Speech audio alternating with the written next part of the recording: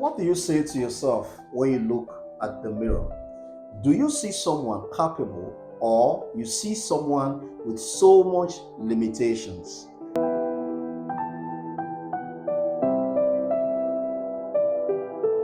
Hello everyone, you're welcome to Emmanuel Inspire TV.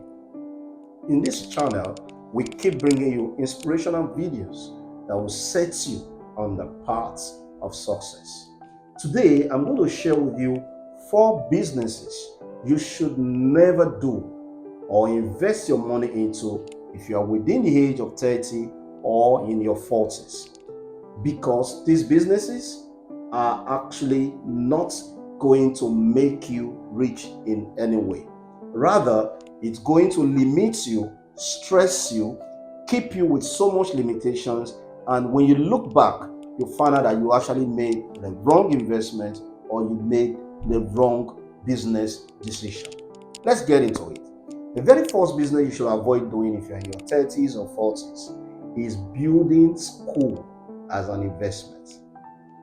As much as building school is a very good business, that is very lucrative, but I will tell you the truth, as a young man starting up life, in your 30s or 40s, you will not have the sufficient funds to actually build a standard, well-equipped school that will actually attract the money that is in school business. What you see, around, or what you can easily find around us is people struggling. Most times, even you as a proprietor of the school, you have to even start teaching in that school, putting yourself in underemployment in the school, and you find out that you struggle to pay teachers, and you complain that, oh, the parents are not paying school fees. It's not true that they are not paying school fees. The problem is that you want to set up the school in an area, in a rural area or area that is not very well developed. So you actually have poor people within that neighborhood. And that's because of the limits of your resources. So why not wait? Because building school is actually more of a legacy project. It's something that's supposed to outlive you. All right. So you don't want to build, it's an institution. It's not something you can actually rush into. If you look at those who are having big schools in our society today, let's look at Africa, for instance, you will agree with me that these people have several other businesses that are actually giving them cash.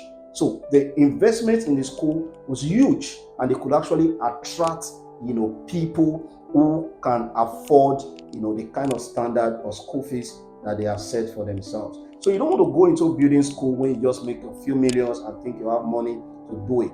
It's going to be a struggle all through. And at the end of the day, you're going to remember that this was really a wrong investment. In another video, I'm going to be telling you 4 businesses you can do as a young man that can actually help you, have a very good turnover, but not going into school business. The second one is very, very tricky. As a matter of fact, I had my own share of experience from this second one. And I thought it was a lie until I began to hear other people speak about it. And I had friends who actually fell into this trap. All right. What is the second one? The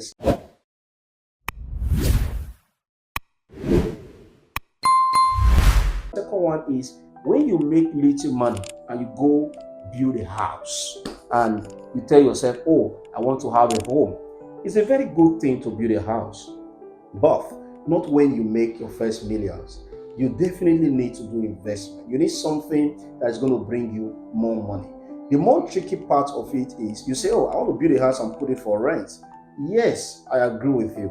But I can tell you that the rent you're going to get from that house that you have built, it's not going to give you a payback of your investment in the next 15 to 20 years. You can do the maths.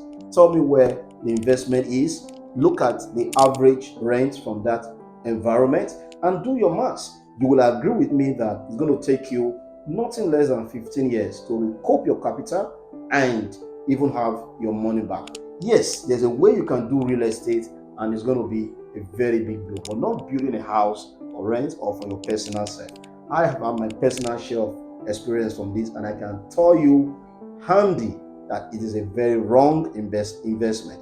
Not by what people say, by what I know and by what has happened to a lot of my friends who actually went into this when they had money to do business, but they felt like, let me have a house for myself, and that became a trap. Most times you struggle to finish the house.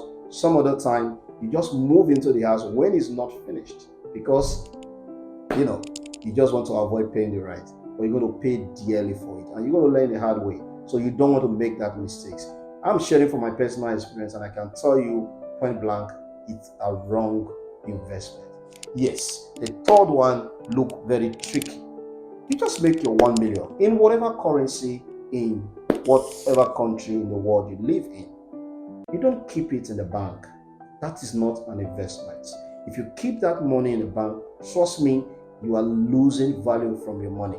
So what do I do with the money? Like I told you, I'm going to be sharing you 4 businesses you could actually do with your money as a young man within 30 and 40s that could actually help you, multiply your wealth. Depending on where you live in the world. Again, these things are universal. However, they are geographical, and you want to also look at the terrestrial environment and how it will also affect you. So the fourth business to avoid as a young man, either maybe even in your 30s, 40s, or even above this age. Now, why am I putting this age bracket? Because if you make any mistakes before your 30s, it's very easy for you to correct them. But after your 30s, 40s, you want to be very careful and calculative. The next investment you want to avoid, as much as I advocate investing in knowledge, do not invest in a knowledge you are not ready to transact with. That is, do not go for any skill that is not going to be helping you to earn money. All right. So before you invest your money or spend your money into any skill or getting qualifications or whatever, ask yourself, what is the cost benefit? Do your analysis, because at this point you are not within your 20s where you actually have your learning, or you can learn and unlearn and all of that. Of course, we learn all through our age life, but you want to be very careful and calculative at this point, especially when you are in your 40s and above. You don't want to go into a course or do a training that's just going to be useless as far as generating income for you is concerned. So you want to be very careful, calculative, ask yourself all the questions, make sure all the boxes are ticked. If I finish this course, how useful is it going to be for me? Where and how am I going to use it? If it is not useful, again, don't get it wrong, no knowledge is wasted, but not at this age. You don't want to go for knowledge you are not ready to use, either for investment or for getting better job somewhere or improving on your personal self. Till I come your way again, I remain your friend, so Emmanuel O. Odige, saying, stay blessed. Thank you. Watch out for the next video. We're going to be talking about how to invest your money wisely. 4 investments that will actually make you not regret investing.